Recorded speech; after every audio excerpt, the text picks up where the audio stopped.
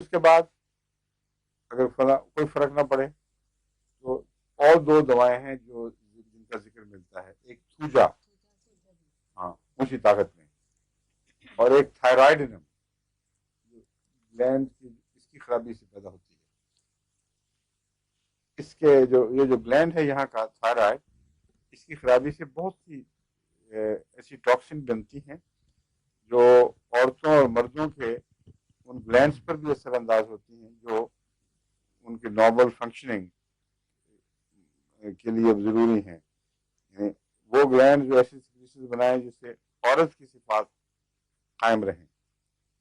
اس کے برعکس ایسے گلینڈ ہیں یا وہی گلینڈ ایک اور سیکریشن بھی بناتے ہیں جو مردانہ صفات کے لیے ضروری ہیں۔ تو ان میں جو خلط ملط ہو جائے اس میں تھائرائڈنم وجہ بن سکتی ہے، یعنی تھائرائڈ کی خرابی۔ تو اس لیے اگر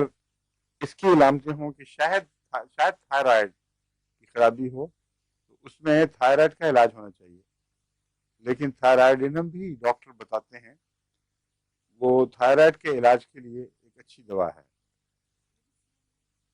یہ تو میں تو 200-1000